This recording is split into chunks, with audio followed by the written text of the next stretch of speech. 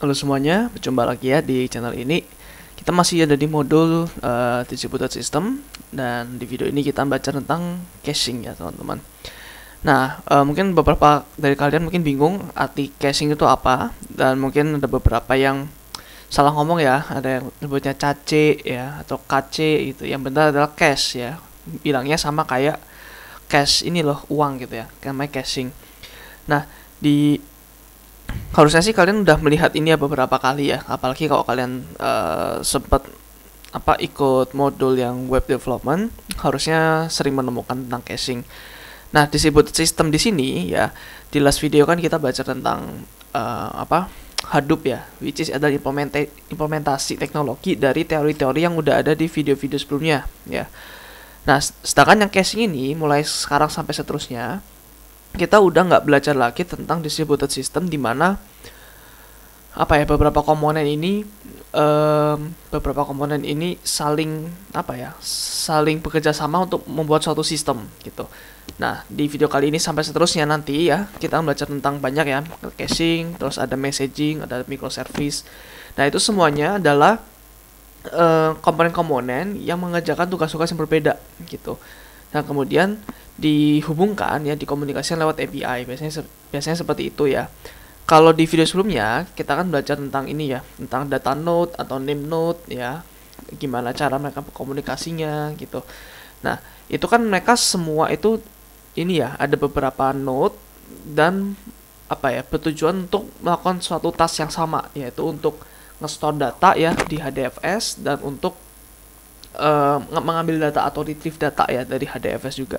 Nah, sedangkan kalau dari video sekarang dan seterusnya kita akan mempelajari software-software yang memang ditujukan untuk berbeda ya, secara fungsi berbeda. Jadi kita tidak melihat dalamnya lagi gitu. Jadi kita nggak perlu sampai harusnya sampai membuat beberapa node sekaligus untuk mengerjakan suatu sistem ya. Kita akan kebanyakan pakai Docker aja ya.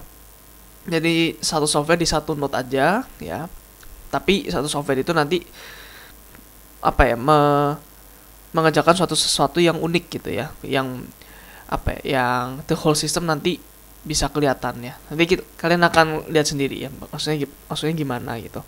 Nah, kita akan masuk ke caching dulu ya. Jadi caching itu adalah teknik ya yang digunakan untuk menyimpan frequently access data ya, atau computation di temporary storage area yang dinamakan cache. Nah, jadi misalkan di database ini ada beberapa data yang sering diambil oleh aplikasi ya. Nah, data itu akan disimpan di cache saja gitu. Jadi nanti aplikasi akan ngambilnya ke cache langsung ya. Nah, tapi kan data di cache ini biasanya sih ya harusnya memang lebih sedikit daripada data yang di database. Kenapa? Karena di cache itu biasanya datanya disimpan dalam memori ya, bukan di dalam disk.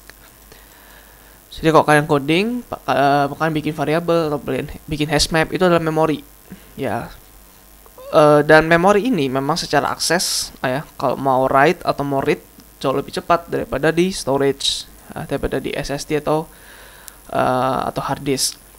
Nah, oleh karena itu, karena memori itu mahal ya teman-teman ya, 1 GB memori sama 1 GB storage jauh lebih mahal memori. Makanya biasanya memori ini ya yang penting-penting aja datanya, yang paling sering diakses gitu.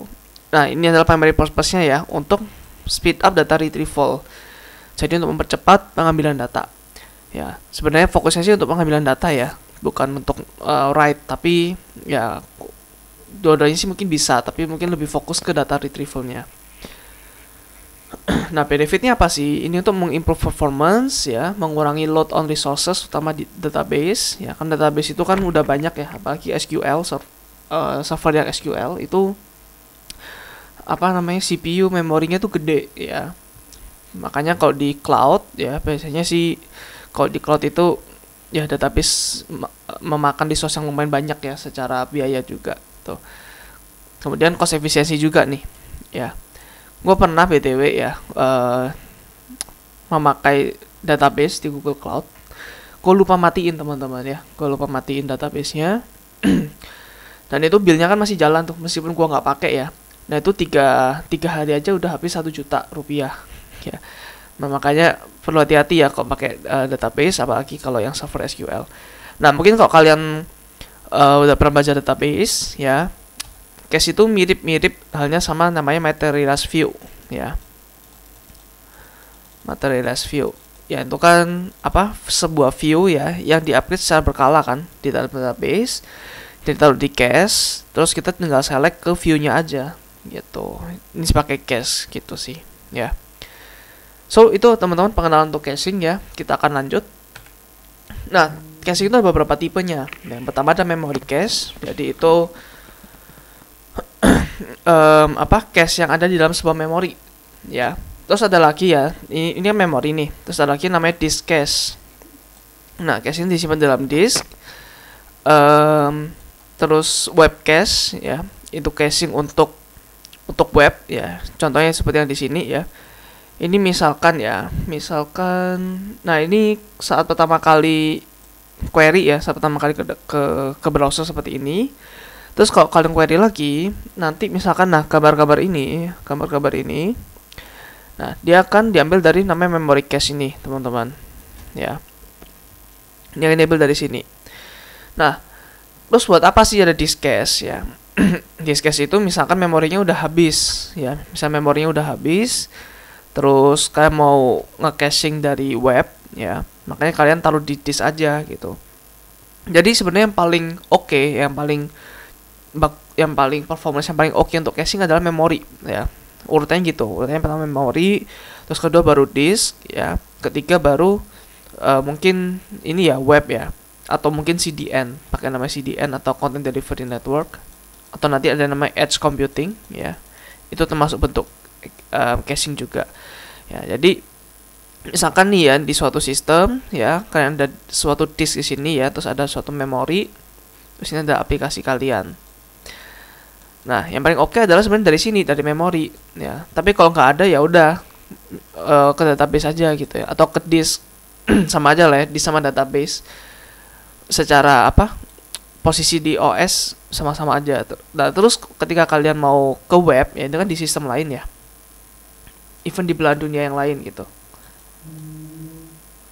Nah, mungkin kan lewat network ya. Nah, di mana network ini sangat lambat, teman-teman ya. Di sini ada web server kita. Nah, ini sangat lambat. Makanya nanti ketika kalian mendapatkan suatu data dari web, nanti dia balikin.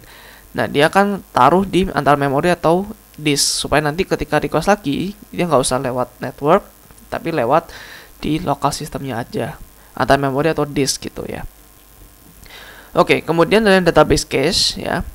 Cache ini ya sama kayak database sebenarnya. Jadi biasanya sih database itu ada cachingnya sendiri ya, mungkin kayak materialized view tadi. Nah, ini ada built-in cachingnya sendiri biasanya. Sama sih kayak gini ya. Makanya caching itu ada di banyak tempat, teman-teman ya. Without caching kita nggak akan bisa merasakan web yang secepat ini gitu, atau merasakan apapun yang cepat serba cepat gitu. Nggak akan bisa ya, karena caching itu ada di mana-mana ya.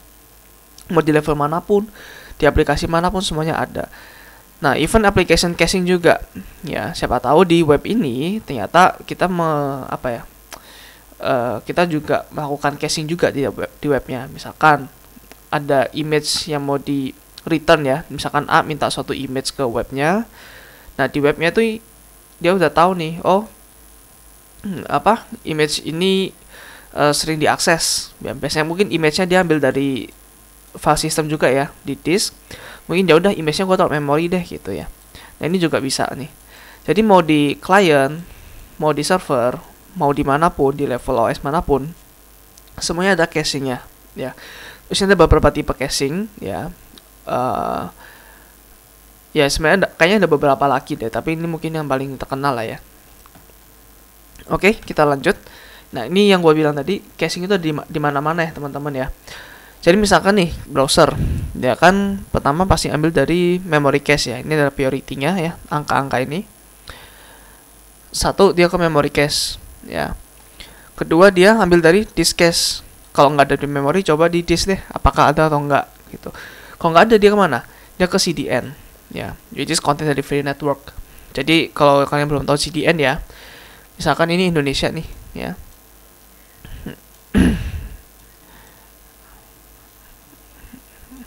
Ini Papua. Nah, ini dari Nusa Tenggara, ini ya seperti itu ya. Nah, mungkin kalian ada di Jakarta nih. Ya, misalkan lah ya, atau Nusantara boleh deh gitu. Nah, terus kalian misalkan mau akses YouTube. Nah, web server YouTube itu kan ada jauh banget ya di San Francisco ya, misalkan nih di California, di USA gitu ya. Misalkan ada di USA, ini kan jaraknya sangat jauh ya, lewat samudra lagi, Pasifik ya. Nah, kalau kalian YouTube, kalian selalu ke sini, ke tempat utamanya, ke headquarternya ya, ke kantor pusatnya. Ini akan memakan waktu yang sangat lama, teman-teman ya. Lewat samudra Pasifik ini sangat lama gitu. Nah, oleh karena itu, server YouTube dia itu punya yaitu mendeploy aplikasinya ke ke perusahaan CDN ya, atau Content Delivery Network. Jadi Content Delivery Network itu ya, di suatu global ini, suatu dunia, dia akan menaruhkan beberapa server-server ya, yang supaya apa? Supaya server-server ini secara geografi bisa lebih dekat gitu. Misalkan YouTube ini punya server di Singapura ya, misalkan di sini. Ya, ini server YouTube. Ya udah, kita ke sini aja gitu. Kita ke sini aja. Atau even dia bikin di Jakarta sendiri, ya udah di satu kota aja gitu ya. Terus apa? Nah, kalau ada perubahan gimana? Misalkan ada deployment code. Nah, kalau ada perubahan ya udah, ini berarti berubah, terus ini nanti akan nge-infoin ke beberapa CDN yang lain, gua berubah loh. Ubahin dong di server kalian gitu code-nya. Jadi ini otomatis berubah juga. Ya, jadi kita nggak perlu sampai sejauh ini gitu ya. Secara geografi lebih dekat. Itu namanya CDN, atau namanya edge computing juga bisa ya. Tapi biasanya bedanya apa? CDN itu biasanya untuk nge-serve static content, contoh kayak video yang nggak mungkin berubah-ubah ya. Tapi sedangkan edge computing itu untuk perhitungan sesuatu. Ya misalkan untuk apa ya? Ya, gua nggak kepikiran sekarang ya. Yang penting kita menggunakan CPU-nya ya, lebih banyak menggunakan CPU. Tapi kalau CDN lebih banyak menggunakan database-nya aja gitu. Nah, contoh perusahaan CDN terkenal tuh contohnya ada Cloudflare ya. Cloudflare itu terkenal banget tuh CDN atau networking secara global ya. Terus kalau nggak ada di CDN gimana? Ya, nggak ada di CDN, kita ambil ke dari application cache ya. Kalau nggak ada di CDN, kita ya udah, kita baru ke ini mungkin ke USA ya. Ini mungkin ke Singapura ya. Terus kita ke USA. Nah, di USA pun dia nggak akan langsung ke web server, karena dia pasti simpen cachingnya itu di sini juga gitu. Misalkan kalian mau nonton video gua tentang apa ya, misalnya tentang komputer networking. Nah, dia mungkin tahu nih, oh ini video lagi hot ya, lagi banyak orang yang pakai. Ya udah, videonya taruh di sini dulu, taruh di memori supaya nanti cepet nih balikin ke biasanya langsung balikin ke sini ya, ke browser ya, gitu. Ya mungkin nanti paralel juga dia akan update ke CDN ya, gua nggak tahu gimana. Ya ini gitu. Jadi di sini lihat cache dulu, baru web server. Kalau nggak ada di cache gimana? Dia ke web server, terus dia baru cari ke database-nya ya, cari ke database-nya. Jadi ini kan masih disimpan juga ya di dalam database si videonya. Nah, tapi sebelum masuk ke database, dia caching dulu ke database cache ya. Dia ambil dulu dari database cache. Dia juga punya. Jadi semuanya teman-teman ya, semuanya itu ada cachingnya ya. Ya, jadi no wonder kenapa aplikasi enterprise itu sangat reliable ya. Entah kenapa Instagram bisa secepat itu, padahal concurrent usernya mungkin bisa jutaan gitu ya. Terus ya dan lain sebagainya gitu ya. Mungkin kalau kalian masih membuat freelance ya, satu project ya, aku nggak mengecilkan kalian, tapi mungkin kalian nggak bisa relate ya dengan segimana pentingnya gitu. Nah mungkin ya just believe it teman-teman ya, kalau misalkan apa ya, project kalian akan menjadi sukses ya, dan akan dipakai oleh banyak orang, kalian pasti akan membutuhkan caching ini ya. Nah, terus ini ada beberapa beberapa perbandingan ya, kalau kita pakai cache sama enggak itu gimana. Ini adalah waktu-waktunya sih. Nah, jadi apa itu L1, L2 cache? Jadi kita belajar di CPU ya, di operating system tentang CPU. Jadi ini adalah cache yang ada di dalam CPU ya. Ini yang paling cepat ya, 1 nanosecond tuh cepet banget teman-teman, kayak nggak bohong ya. Even 1 millisecond pun cepet gitu. Terus ada lagi namanya RAM access ya, ini baru yang kita mengakses memori ya. Memory cache itu di 100 nanosecond gitu ya. Ini contohnya kalau kalian pakai Redis. Redis ini adalah software yang akan kita pakai nanti ya untuk demo tentang caching. Kemudian ini untuk nge-send data over network. Apa nih? Pakai memcache ya. Memcache itu juga sama kayak Redis sih. Terus, nah ini baru disk ya. Kalau kalian lihat dari disk, ini baru 100 mikrosecond. Ya kalian di sini ini berapa kali ya? Nge 10, 100, berarti 1000 kali lebih cepat kalian pakai memori daripada kalian pakai disk cache gitu. Nah, terus baru database insert ya. Misalkan kalian insert ke Postgre ya kurang lebih adalah 1 millisecond. Terus, nah ini kan SSD ya. Terus ada lagi kalau hard disk itu lebih lama lagi karena dia bentuknya piring ya. Dia harus muter gitu. Makanya dia 10 millisecond. Terus ketika Zoom call ya, atau misalkan ada WebRTC atau misalkan kalian pakai apa Google Meet gitu. Nah ini baru agak lama lagi nih ya. Terus, nah ini baru ketika ya ini baru API biasa sih ya, 1 second 10 second ini udah dianggap sangat-sangat lama ya kalau di dunia software. Jadi ya kurang lebih seperti ini. Ini lihat perbandingannya ya, kalau memori 100 nanosecond, kalau disk pun yang paling cepat adalah 100 mikrosecond. Belum lagi kok ngomongin disknya adalah pakai hard disk yang piringan. Nah itu lebih lama lagi ya. Ini berapa kali lipat nih ya, 100.000 kali lipat lebih cepat RAM akses. Oke. Nah, terus ini adalah beberapa strategi ya untuk melakukan caching. Jadi kan kita tahu ya sebelumnya bahwa caching itu ada 2 sistem ya. Ini yang gue bilang tadi teman-teman di awal-awal bahwa caching itu 2 sistem berbeda ya. Tujuannya ini beda sama the actual server gitu. Misalkan memory cache itu beda tujuannya sama browser. Ya, jadi kita akan fokus belajar di perbedaan ini, bukan di fokus di misalkan memory cache itu ada beberapa node nanti di belakang-belakangnya tuh kita nggak usah masuk ke situ ya, karena mungkin gue udah kasih teorinya, nanti kalian bisa baca sendiri, bisa lebih gampang nangkepnya kalau paham teorinya ya. Nah, karena ini beberapa ini ya, karena ini fungsinya berbeda sama the actual application. Nah, jadi ada beberapa strategi caching gitu. Nah, mungkin yang pertama itu namanya cache aside. Nah, ini contoh ya, application dia pertama, berarti ini dia read atau membaca dulu dari cache system kita ya. Kalau nggak ada, dia baru mengambil dari database gitu. Terus dia kalau nggak ada, dia akan database pasti ada ya. Terus dia ambil datanya, terus dia baru mengupdate cachingnya. Jadi ini kalau kalian lihat ini bolak-balik ya. Jadi read cache, terus misalkan, nah kalau nggak ada di cache ya, itu namanya adalah cache miss ya, adalah miss. Kalau ada namanya cache hit ya, HIT. HIT sama miss. Itu terminologi di caching biasanya. Jadi dia baca dulu, kalau nggak ada dia ambil dari DB, terus ya dia dapetin, terus dia baru ngupdate ke cachingnya ya. Ini kelihatannya nggak lama ya kalau cache set ini. Terus untuk yang read through, jadi application itu akan selalu baca dari cache, nggak ke database lagi. Ini lebih simple ya secara konfigurasi nanti. Jadi dia cuma read dari cache.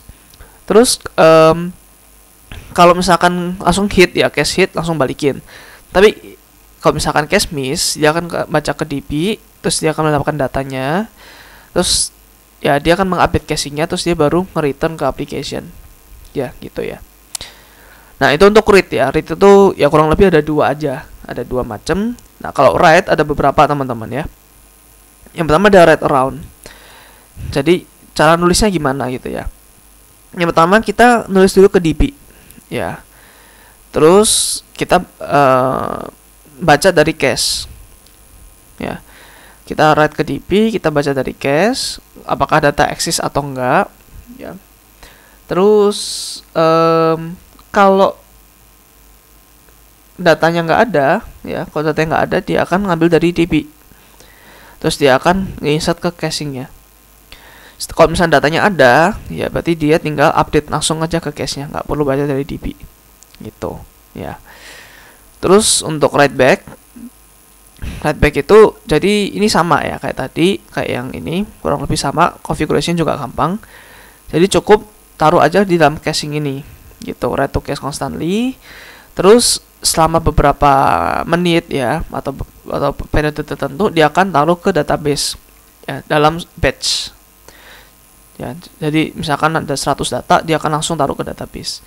Ya, jadi konsepnya adalah kalau kalian pakai batch itu pasti jauh lebih cepat daripada kalian satu gitu ya. Itu adalah konsep yang kalian harus tahu dan konsep yang udah pasti benar gitu ya. Kemungkinan besar bukan kemungkinan besar ya, udah pasti benar kalau batch itu selalu lebih cepat. Kenapa? Karena pertama open connection-nya cuma di upload sekali doang ya, nggak perlu sampai apa ya, yang TCP handshake ya, nggak perlu berulang-ulang kali, cukup sekali aja. Ya, apalagi kalau kalian pakai HTTP atau REST, itu kan lebih ada lagi ya, ada SSL-nya, terus ada apanya. Jadi kalau in batch pastinya jauh lebih cepat daripada satu-satu. Nah, makanya kalau mau write langsung di cache aja ya. Tapi ya setelah itu setelah beberapa menit dia akan taruh ke database. Nah, terus caching ini biasanya di memori ya, teman-teman ya. Biasanya di memori. Dan apa yang terjadi kalau tiba-tiba servernya down ya. Nah, data di memori akan hilang, teman-teman. Jadi, ini kelemahannya adalah, ya mungkin ketika masih di tengah-tengah ya, masih misalkan udah ada beberapa data di cache yang belum ada di database, terus tiba-tiba cache-nya ini mati, servernya. Nah, jadi kalau mati, ya hilang datanya, teman-teman ya. Dan nggak bisa di restore lagi, gitu. Nah, ini baru muncul nih alasan kenapa kita mau mempelajari beberapa video di awal-awal tentang konsistensi dan lain sebagainya gitu. Nah, karena di case ini juga banyak node biasanya, teman-teman, banyak node ya yang saling berupa satu sama lain. Mungkin nanti dia pakai rough algorithm atau apapun ya. Jadi kalau ada satu yang down, yang lain masih punya gitu ya. Jadi ya kekurangannya itu sih untuk write back ini ya, kalau cache-nya down ada potensial data loss gitu. Terus ini write through mirip seperti ini, tapi dia langsung aja ya, langsung cache, langsung write ke DB immediately. Ya, jadi dia nggak ada nyimpen di sini dulu nih. Ya mungkin write through ini untuk suatu apa ya, suatu data yang lumayan penting kali ya, data yang lumayan penting. Jadi jangan dikumpulin dulu ya, harus langsung di commit ke database. Dan menurut gue ini data yang paling penting itu di write around dulu ya. Itu data yang paling penting harus lewat sini dulu. Karena yang paling penting adalah database-nya. Jadi sebisa mungkin begitu kalian insert itu harus langsung ke database. Ya, karena cache itu hanya sebagai optional aja ya. Kayak aside ya, sama kayak read strategi ya, dia aside. Dia bukan a part of database. Kalau ini down pun kita masih bisa beroperasional. Sedangkan kalau yang read through, write back sama write through, kalau cache-nya down, kita nggak bisa ngapa-ngapain gitu. Ya, karena write around di sini dia cache-nya juga opsional ya. Cache-nya juga opsional. Jadi ya ini down pun ini masih tetap berfungsi. Ya, jadi ini yang paling penting ya, data paling penting harusnya lewat write around, terus lewat write through, baru data yang kurang penting dia lewat yang write back ya. Ini beberapa pros and cons-nya ya, teman-teman ya. Kalau case aside ya, ini gue taruh bawah dulu. Case aside berarti ini ya, dia itu simple, flexible, efficient cache storage. Ini kayaknya nggak simple juga ya. Tapi konsepnya adalah cache miss penalty. Ya, kenapa ada penaltinya? Karena kalau kalian cache miss, teman-teman, kalian akan jauh lebih berat lagi pekerjaannya. Misalkan ya read, terus ternyata miss. Ya kalian baca dari DB lagi, terus get data, terus update caching lagi ya. Jadi satu operation tuh mungkin bisa sampai 5 kali lipatnya ya dari kalau misalkan cache hit gitu. Terus berikutnya adalah resiko datanya stale atau datanya itu udah data lama. Ya, misalkan kalian ngupdate ke database, karena ini kan cache-nya tersendiri ya. Nah, mungkin kalian pakai write around nanti cache-nya tersendiri. Nah, jadi misalkan kalian gagal mengupdate cache, nah dia kan cache-nya kan stale, teman-teman. Ya, dia nggak akan ada sistem otomatis yang bisa mendeteksi, oh ini datanya baru atau datanya lama gitu, karena dia nggak ada direct connection ke sini. Ya, ini juga sama, dia nggak ada direct connection ke sini. Gitu. Kalau read through, ya, ini adalah simplified code tadi ya, nggak perlu banyak konfigurasi, jadi cuman read ke satu repository aja, nggak baca ini satu repository gitu. Terus caching-nya juga otomatis, jadi bisa langsung ya, read TP, get data gitu, langsung update. Terus konsepnya adalah overhead di dalam cache-nya. Cache-nya juga harus tinggi nih, ya. Karena ini selalu di hit setiap kali ada request gitu. Terus, nah ini gue kurang setuju sih ya. Ini BTW pakai AI ya, jadi AI bisa aja melakukan kesalahan teman-teman ya. Untuk list of stale data ini harusnya nggak ada. Kenapa? Karena ya kita mau nggak mau lewat caching. Jadi caching udah pasti paling paling up to date gitu ya, kecuali misalkan ada write ya, ada orang yang menulis ke DB tapi DB-nya nggak kasih tahu ke cache-nya gitu. Misalkan ada update ya, misalkan A di sini 1, nah di sini ada yang update nih, A-nya 2 ya gitu. Terus oke, ini udah ke update 2, tapi sedangkan di cache itu A-nya masih 1 dan dia nggak akan karena kalau aplikasi baca dia kan langsung dapat nih A1 karena dia nggak cache miss ya. Dapat nih A1, ya udah langsung balikin A1. Dia nggak dapat A2-nya. Nah, makanya nanti di slide berikutnya kita akan belajar caranya gimana cara melakukan cache invalidation. Dimana A1 ini bisa aja salah kan. Gimana caranya kita men-solving problem itu gitu ya. Terus untuk write around yang di sini ya, dia tuh pro-nya adalah avoid stale data ya. Kenapa? Karena tadi ini ya, read from cache, terus dia baca dari DP, dia update caching-nya ya. Jadi caching-nya ini udah pasti selalu up to date. Sebentar. Bisa aja nggak up to date ya. Kalau misalkan read from cache tapi ini nggak ke-update sama database-nya, ya nggak tahu juga ya.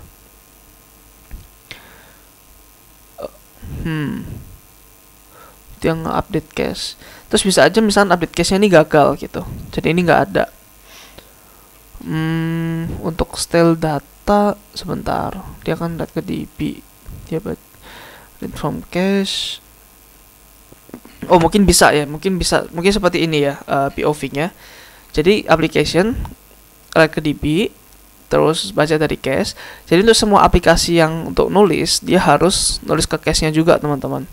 Jadi mungkin karena ini dia bisa dianggap up to date ya. Kenapa? Karena dia ya di satu operation dia harus melibatkan cache gitu ya. Write DB, dia baca, terus baca dari DB, terus baru update cache ya. Ini harusnya up to date ya cache-nya ya, meskipun nggak ada direct connection, tapi setiap aplikasi melakukan write atau setiap apapun yang di write ke DB ya, dia secara manajemen aplikasi harus melakukan caching ya. Meskipun mungkin kalau nggak melakukan caching juga nggak ada error, tapi ya nggak akan tercapai ya strategi ini kalau nggak melakukan caching juga, cuman write aja gitu ya. Nah, ini nggak akan ada enforcement ya, nggak akan ada pemaksaan kalau kalian pakai caching gitu. Tapi kalau misalkan kalian bagus ya mengimplementasikan sesuai dengan ini, harusnya sih bisa ya avoid stale data ini. Terus efisien juga untuk write heavy workload. Efisien untuk write heavy workload, oke. Terus cons-nya adalah cache miss-nya tuh banyak. Ya, apalagi kalau masih awal-awal ya. Apalagi kalau cache-nya masih baru di up, apalagi misalkan cache-nya habis down ya, terus di up lagi. Nah, itu akan cache miss-nya banyak banget kan. Potensially outdated cache juga. Terus untuk write back ya, dia tuh mengimprove write performance. Nah, ini baru benar nih ya. Write performance-nya akan selalu bagus karena dia cuman write to cache aja constantly ya. Terus baru dia write to DB once in a while, dan dia juga bisa reduce database load. Kekurangannya adalah risk of data loss ketika cache-nya mati, cache-nya down ya. Terus untuk pros-nya yang write through ya, konsistensi data udah pasti karena dia selalu lewat cache ya. Terus rate-nya juga lebih simple, tapi cost-nya adalah slower writes ya. Jadi karena setiap satu data dia harus ke DB terus, makanya writes-nya bisa slow. Tetapi slot-nya bisa banyak juga nih ya. Bisa bengkak ya tagihan cloudnya nanti kalau kalian pakai database kayak gini. Ya, itu ada beberapa caching strategi teman-teman. Terus gimana sih caranya untuk memprevent steal data? Misalkan tadi ya ada yang di sini, misalkan ada data yang apa? Misalnya di sini tadi ya A-nya 1, sedangkan di sini A-nya udah 2. Nah, ini gimana caranya? Pakai yang namanya TTL atau time to live. Jadi data yang ada di cache itu nggak selamanya akan ada di cache. Jadi akan secara secara waktu tertentu akan dihapus ya. Nah, karena itu kalian harus specify secara eksplisit time to live-nya. Karena kalau nggak dia akan forever di sini di caching ya, dan akan selamanya kayak gitu. Nah, dengan time to live kita bisa kasih tahu kapan data ini akan dihapus dari cache secara otomatis. Jadi next time dia harus baca ke database gitu. Ya, untuk data-data yang mungkin jarang berubah ya, misalkan kayak foto aset gitu ya. Nah, itu mungkin bisa detailnya agak banyak, agak panjang, misalkan bisa seminggu atau sebulan. Tapi kalau data yang sangat cepat berubah, misalkan contoh apa ya, misalkan data shopping cart kalian ya, itu kan sering berubah ya, atau mungkin sosial media ya, feednya selalu berubah. Nah, itu TTL-nya harus dibuat sekecil mungkin ya, mungkin bisa sejam atau mungkin 2 jam gitu ya. Sorry, kepencet.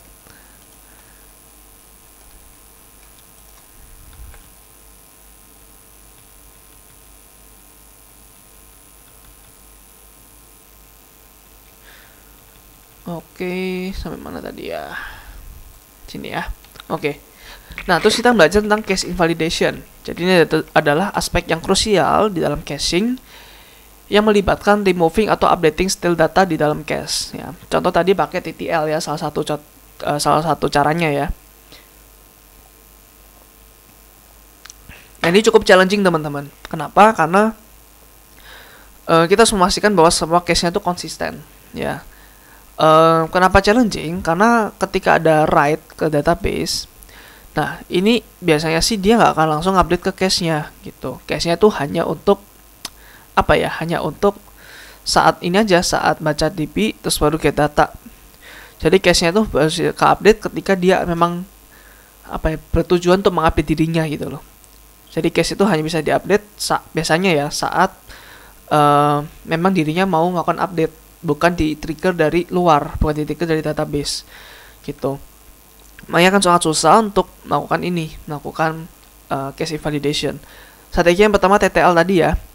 Kelebihannya adalah isi ya, cons-nya adalah kekurangannya adalah potential steal data. Contoh misalkan datanya udah berubah nih, misalkan TTL-nya misalkan sebulan ya. Tapi mungkin di hari ke-15 ya, kalian mau mengubah. Nah, itu kan harus tunggu lagi 15 hari supaya perubahannya bisa kelihatan lagi. Nah, itu kekurangannya TTL ya. Kita nggak bisa maksain untuk berubah sekarang dong, nggak bisa. Karena kita hanya bergantung ke waktunya aja, waktunya kapan expired. Nah, semakin lama waktu yang expired, ya secara performance akan semakin bagus ya, karena dia akan mengurangi loadnya. Tapi ada ya ini steal datanya bisa tinggi gitu. Dan semakin kecil TTL-nya, steal datanya nih lebih nggak ada potensial untuk steal data.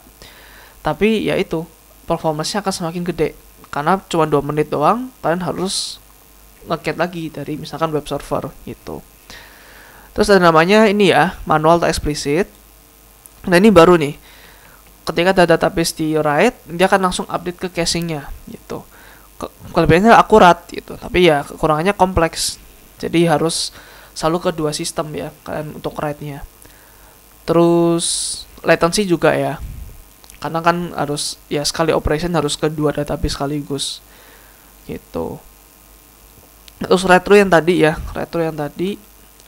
yang ini ya, konsistensi, terus performance overhead juga kekurangannya. Terus ada lazy invalidation. Oh, ini yang ini maksudnya ya, retro ini sama kayak namanya lazy invalidation ya, atau namanya cache refresh.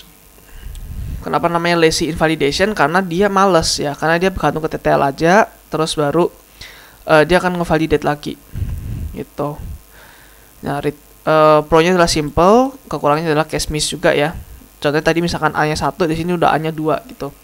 Nah itu dia males, dia nggak mau ngupdate langsung, dia nunggu TTL-nya kelar. Oke. Sama lah ya kayak TTL sebenarnya, kurang lebih. Ya mungkin yang gue bisa sum up di sini, mungkin garis besarnya ada dua ya, ada TTL sama ada yang manual atau explicit ya, atau event driven. Jadi nanti ya database-nya akan taruh ke caching-nya gitu ya. Oke, nah terus gini, gimana cache itu bisa sampai membuat sistem kita down ya. Padahal kan cache kan sebenarnya untuk add-on saja ya, tapi bisa loh sebenarnya cache itu bisa membuat sistem kita down ya. Yang pertama itu ada namanya Thundering Herd problem. Jadi ini kayak banteng gitu ya, kayak banteng yang mau menyerang semuanya gitu. Contohnya gini, a large amount of key ya, dia itu expired di waktu yang sama semua gitu. Terus aplikasi dia kan cache miss ya, misalkan key 1, key 2, key 3 nih, dia itu expired at the same time, barengan semua.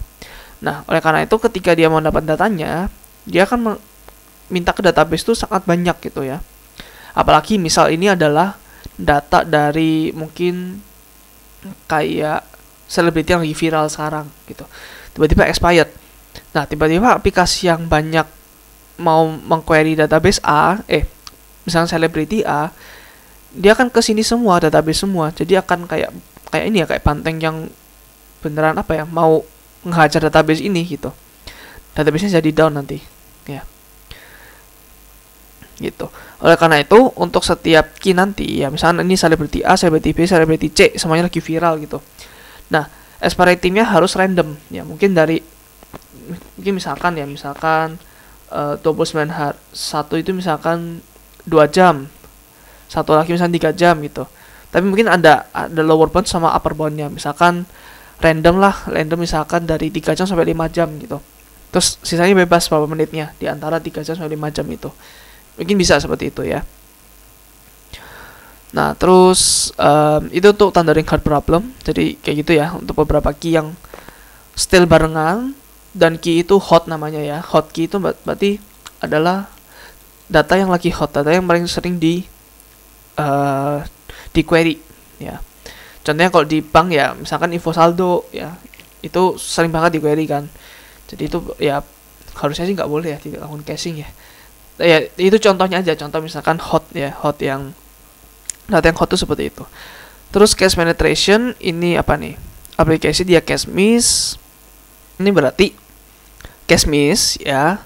Terus dia itu nggak ada di DB. Jadi datanya itu sama-sama nggak ada gitu. Nah tapi ya masih dua-duanya nggak ada. Kayak apa ya? Misalkan ada data yang dihapus, tapi orang masih mengakses itu. Nah ketika data yang nggak ada, dia akan ini kan nge-query 2 kali, satu ke Redis atau ke cache ya maksudnya, terus satu lagi ke database gitu. Nah ini kan banyak sekali pattern yang kayak gini gitu. Oleh karena itu kita bisa pakai namanya ini ya, data structure namanya Bloom filter. Jadi ini data structure yang digunakan untuk ngecek apakah data ini ada di database atau enggak gitu. Kalau Bloom filter itu dia akan pasti benar kalau misalkan datanya nggak ada. Nah tapi dia bisa aja misalkan dia bilang datanya ada tapi ternyata nggak ada, itu bisa. Tapi kalau dia jawab nggak ada, udah pasti nggak ada gitu ya. Dan mungkin kalian bisa cari sendiri ya di internet, di YouTube itu banyak yang bahas tentang Bloom filter ya. Jadi gunanya untuk itu. Jadi nanti di Redis ini ada namanya Bloom filter data structure. Jadi dia cuma ke Redis aja, misalkan nggak ada data yang misalkan ini misalnya di database ya, misalkan nanti data structure di sini nih di tengah-tengah. Dan misalkan nggak ada datanya, ya udah dia nggak usah ke database, dia nggak usah ke database, dia cukup ke caching aja gitu. Terus cache breakdown. Nah ini nih, ketika ada hotkey yang expires ya, dia akan banyak banget kan orang yang ke database-nya gitu, karena ini banyak sekali diakses. Oh ya BTW teman-teman, sorry, yang tadi Thundering Herd itu nggak harus semata-mata ini harus hotkey ya. Ini bisa aja data itu yang sangat banyak, misalkan sampai ribuan key value itu expired at the same time ya. Jadi nanti orang-orang akan kesini semua gitu ya, user-user akan ke database semua. Oke, ini nanti yang cache breakdown. Nanti solusinya adalah do not set expiry time for hotkeys. Nah mungkin oke lah, benar ya, tapi gue kurang setuju juga karena ya kalau hotkey-nya berubah gimana, nggak bisa diubah gitu ya jadinya. Nah, oleh karena itu mungkin bisa pakai namanya tadi yang ini ya, invalidation yang pakai manual atau explicit gitu untuk yang hotkey. Ya, bisa macam-macam sih, bisa aja dalam satu Redis ya. Untuk key yang tertentu kalian pakai apa, untuk invalidationnya untuk key tertentu kalian pakai apa. Biasanya sih manajemen untuk key yang biasa sama yang hotkey itu beda teman-teman ya. Nanti mungkin akan kita belajar lebih banyak lagi di modul sistem desain ya untuk yang itu. Oke, berikutnya yang terakhir adalah case crash. Ini dimana ketika Redisnya down, ya. Terus, ya udah, berarti semuanya akan ke database, gitu. Karena nggak ada di Redis semua, nggak ada di memori, semuanya akan ke disk, gitu ya. Nah, ini caranya adalah dengan melakukan circuit break. Ya, ini contoh kayak sekring ya, kalau di kelistrikan. Jadi misalnya ada satu yang mati, misalkan udah melebihi daya ya, jadi yang lain juga akan ikut mati gitu, supaya mencegah adanya kebakaran. Sama kayak ini, jadi ketika ini mati, ini juga harus diputus gitu. Nanti ada beberapa software tentang circuit breaker ya, di video-video selanjutnya gue akan jelaskan. Nah, terus yang berikutnya bisa pakai highly available cache cluster, supaya kalau Redisnya down, yang lain masih bisa backup ya.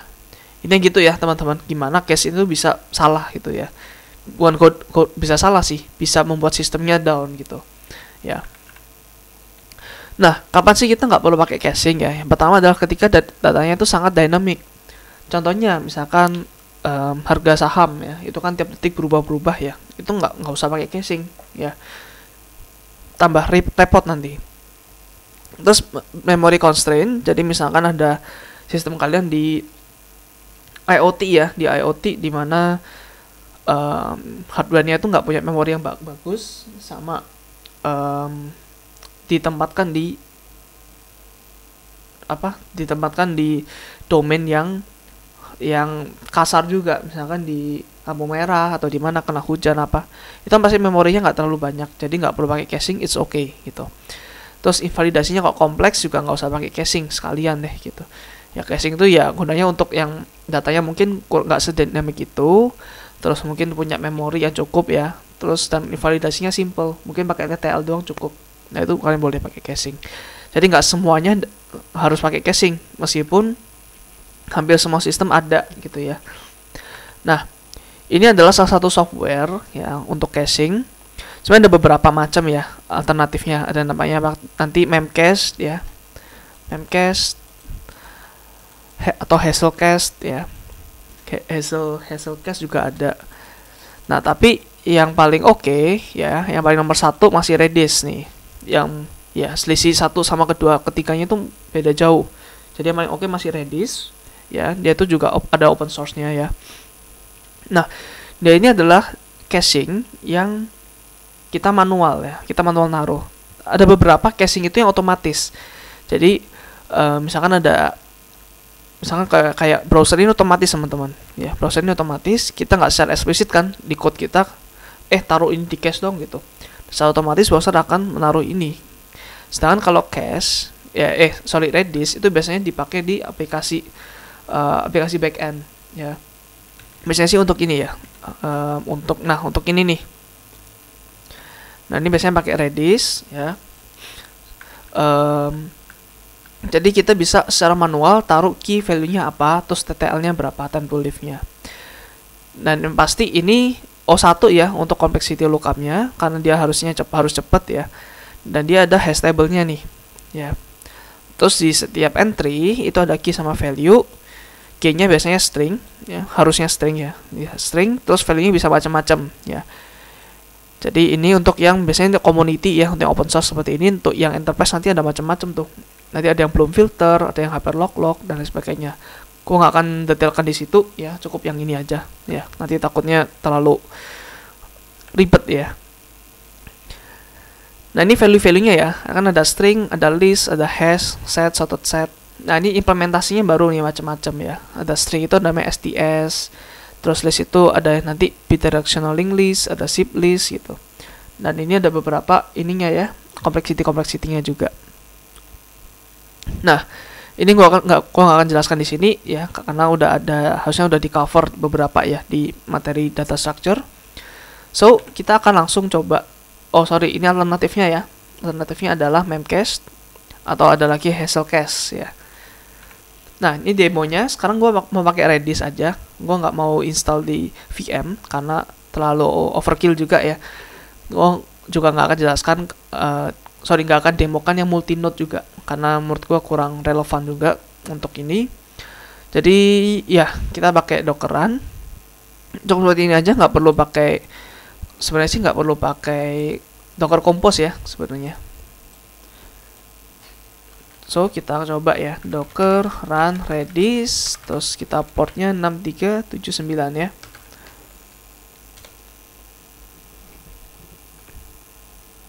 Oh, dia download dulu teman-teman ya. Oke, sabar. Gua coba pause dulu. Oke, so ini udah jalan ya teman-teman ya. Redisnya. Kalian bisa buka terminal baru nanti ya. Kalian coba cek dengan Docker container ls. Nah, kita akan lihat di sini kalau ada kontainer yang sedang berjalan ya. Terus kita akan coba masuk ke dalam kontainer ini ya. BTW kalau misalkan kalian belum paham tentang kontainer, ya cukup ikutin aja teman-teman ya. Install Docker terlebih dahulu. Sorry karena gue lompat-lompat ya, karena gue belum membahas tentang Docker. Karena ini yang paling gampang sebenarnya untuk mendemokan software ya, karena gue males untuk menginstal-install. Karena install di Mac itu susah banget teman-teman, gak seperti di Windows. Oke, ini container name ya. Container name, container ID aja ya, berarti container ID kita copy, terus kita paste. Terus tadi apa? /bin/bash. Nah, oke, kita udah masuk ke kontainernya. Terus kita masuk ke CLI-nya, Redis CLI. Nah, ini kita udah masuk ke Redis CLI-nya. Jadi by default teman-teman, satu cluster Redis itu dia ada 16 database ya. Jadi kita bisa pilih database itu lewat select ya. Misalkan select 0, dan itu select 0 sampai 15 biasanya ya. Nah, ini kalian lihat di sini ada 15. Select 16, apakah bisa? Nah, udah nggak bisa ya, karena by default dia ada 16 database. Oke, sekarang kita pakai yang 0 aja ya, karena defaultnya. Terus di sini ada operasi-operasinya. Contoh misalkan yang string ya. Yang string sih gampang sebenarnya. Kita tinggal set aja, set misalkan key-nya A gitu ya, value-nya 1. Nah, oke. Terus kita lihat, kita get ya, nggak usah huruf besar sih, get A. Nah, dia keluarin 1 gitu. Kalau get B gimana? Get B dia 0 atau nil ya, sama aja. Terus sekarang kita set B-nya 2. Nah, kita get B-nya, nah sekarang 2 gitu. Ya, sesimpel itu ya teman-teman ya untuk operasi di Redis. Terus kita bisa mengincrement ya. Contohnya misalkan increment A. Terus kita bisa get A gitu.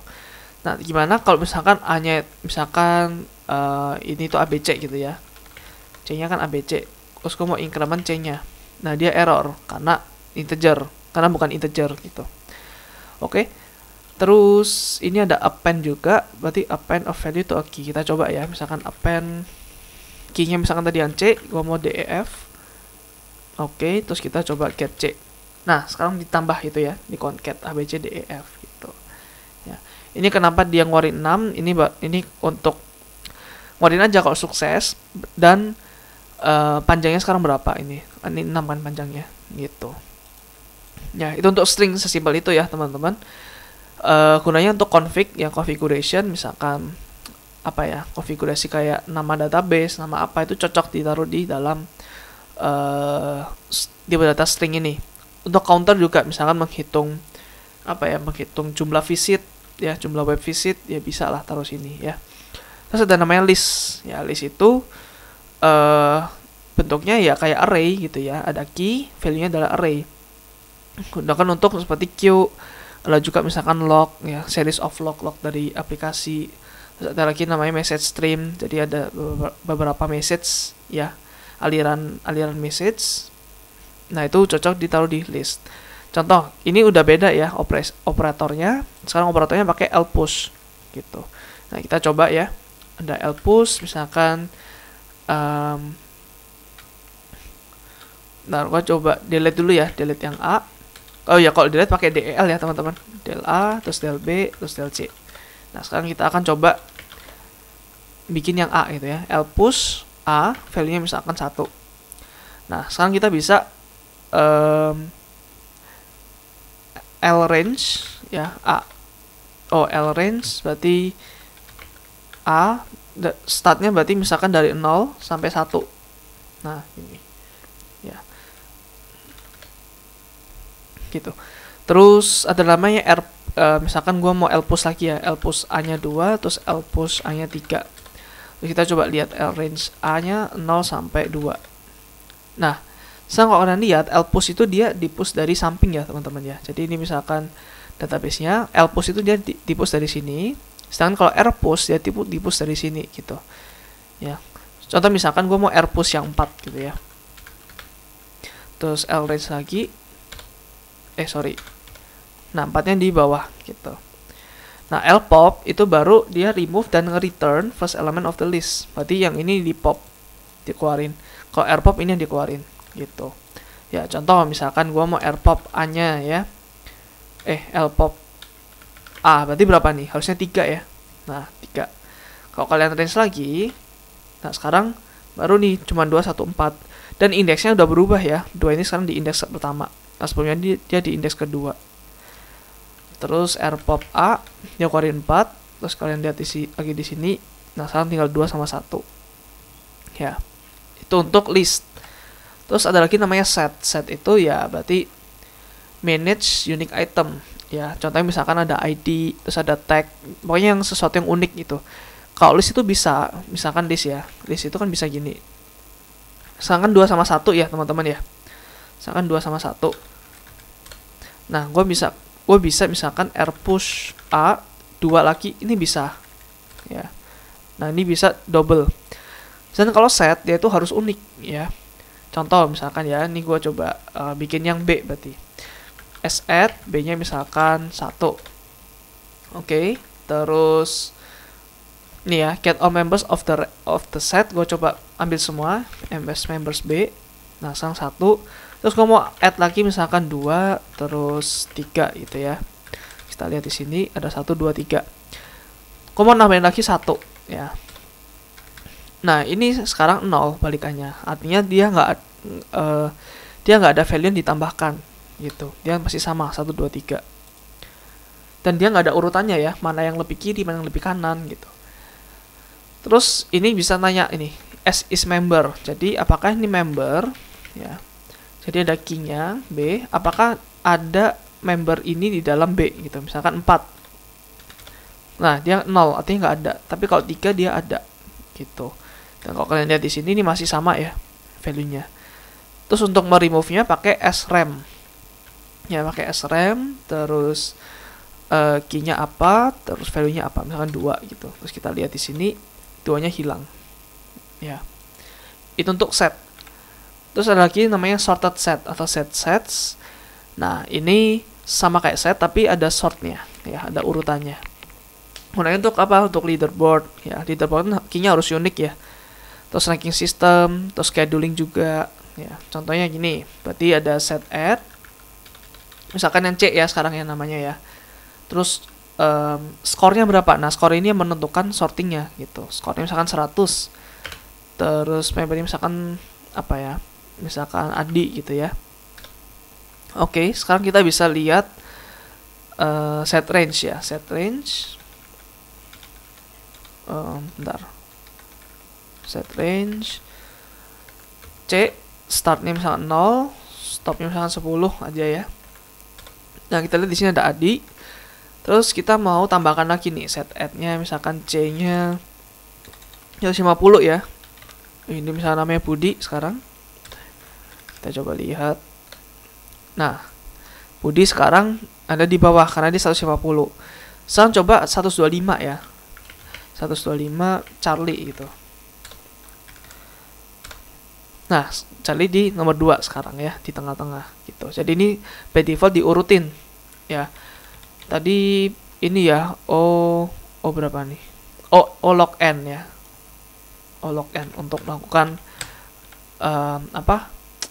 melakukan sortingnya. Terus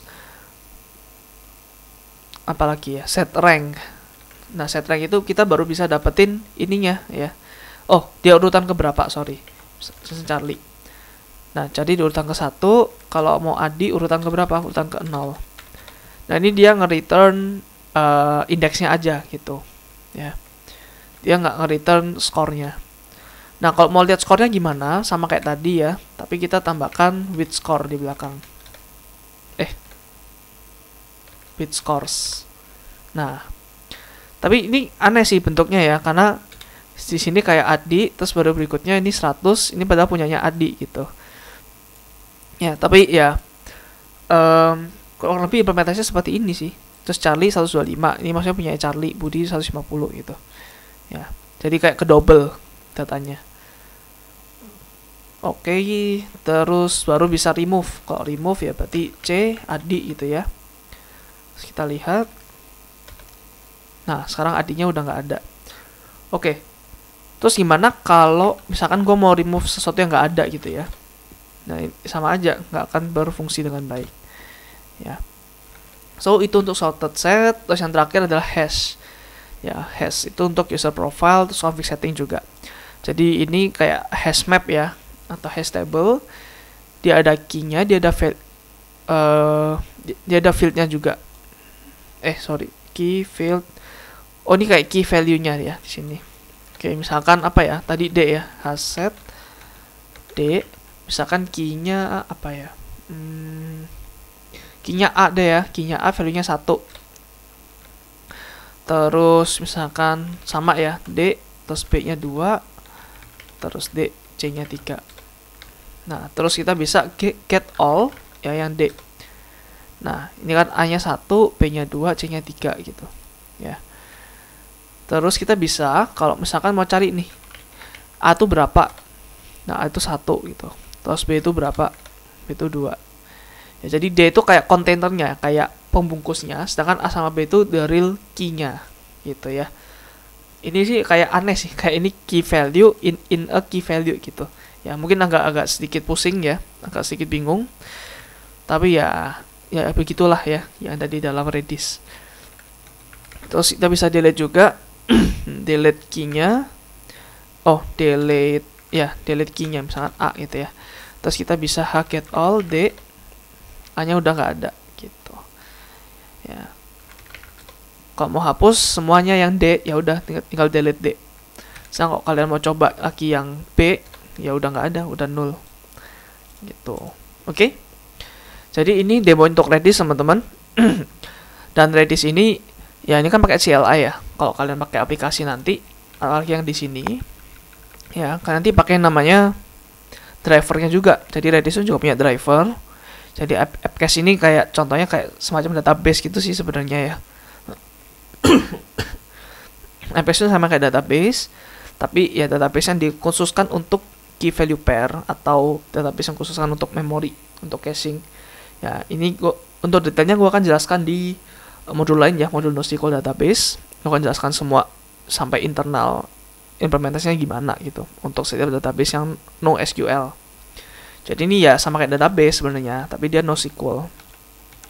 Dan satu info teman-teman juga, kalau Redis ini ya dia juga bisa ke disk juga ya. Maksudnya kan dia by default memory, tapi dia itu bisa berkala taruh di dalam file system juga gitu. Kurang lebih kayak gini sih, kurang lebih kayak Redback ini sistemnya. Jadi aplikasi kita taruh ke Redis, terus Redisnya akan otomatis dia akan taruh ke database Redis sendiri. Jadi in case ini mati, dia bisa balikin dari poin ini gitu. Tapi ya ada possible data loss sih, ya mau nggak mau ya. Kalau mau rate-nya tuh bagus secara performance. Ya, so itu teman-teman untuk caching ya. Kita udah belajar kenapa kita perlu pakai caching. Kita juga belajar juga gimana caranya. Kita juga belajar juga kalau caching itu di mana-mana ya. Terus strategi untuk read, untuk write, sama gimana invalidasinya. Terus gimana kalau cache ini bisa membuat database kita down, sama kapan nggak pakai Redis. Kapan nggak pakai caching. Terus kita bahas tentang Redis itu apa, alternatifnya apa. Terus kita juga terakhir mendemokan ya Redis itu gimana ya, the system itu gimana cara bekerjanya ya. So itu aja teman-teman ya untuk video kali ini. Thank you udah nonton sampai akhir. Kalau masa terbantu dengan video ini, bisa melakukan donasi yang ada di deskripsi di bawah ya teman-teman. Thank you guys, see you next video, bye bye.